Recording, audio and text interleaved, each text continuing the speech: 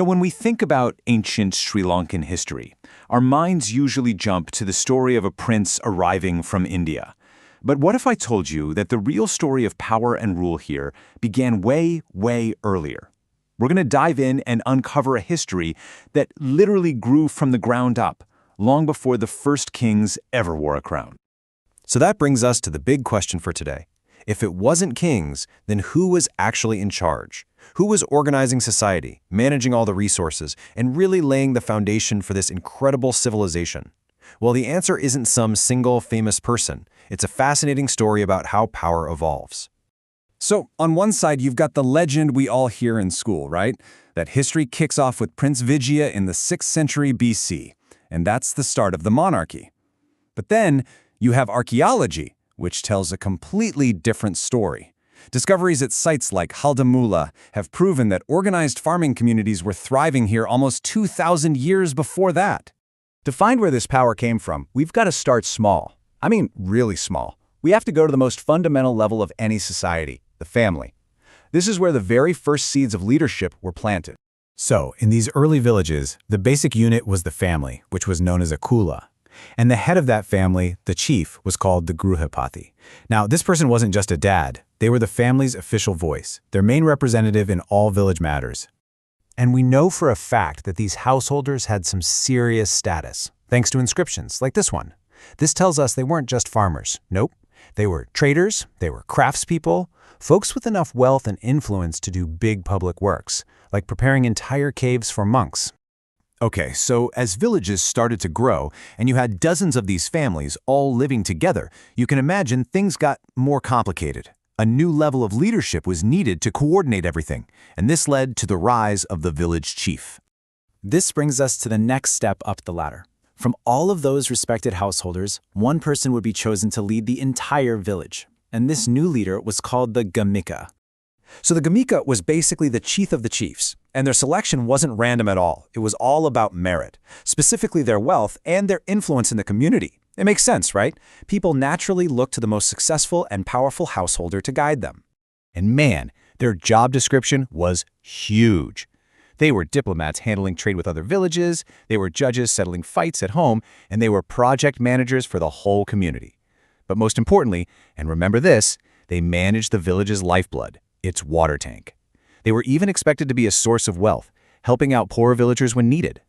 Now, managing a single village tank is one thing, but a huge environmental challenge in Sri Lanka's dry zone was about to spark an incredible innovation. And with it, a new, even more powerful class of leaders was about to emerge. And I really can't overstate this. For these early agricultural communities, your entire survival depended on being able to manage water through those long, brutal dry seasons. As the population grew, a single village tank just wasn't going to cut it anymore. So what did they do? They came up with this absolutely brilliant solution, the Balangoda system. Instead of each village being its own little island, they started linking their water tanks together with canals.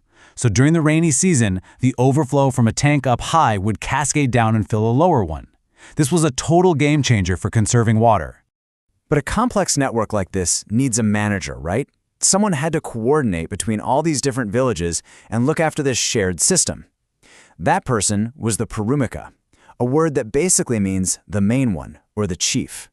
They were the most powerful of all the Gamikas, overseeing an entire water network. And if you control the water, you control everything. A Paramaka oversaw the harvests across their whole network of villages.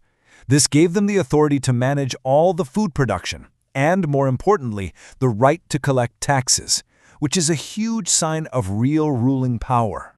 And we know for sure these guys were the elite. I mean, just look at this, the Imbankatua burial ground. These incredible stone tombs weren't for your average villager, oh no. They were reserved for the most influential people of the time, the Paramakas. And check out the kind of stuff they found there. This absolutely stunning bead necklace. It's made with materials that were imported from other countries. That doesn't just show they were rich, it shows they were part of long-distance trade networks commanding luxury goods from faraway lands.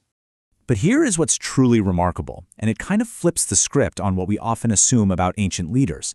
This power wasn't just for men.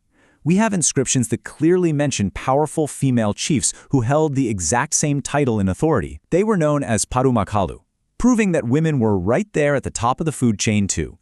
Okay, so we've gone from the family to the village chief all the way up to these powerful regional paramukas. So how do you get from that to a unified kingdom? We're now at the final steps on the journey from a collection of chiefdoms to a centralized state.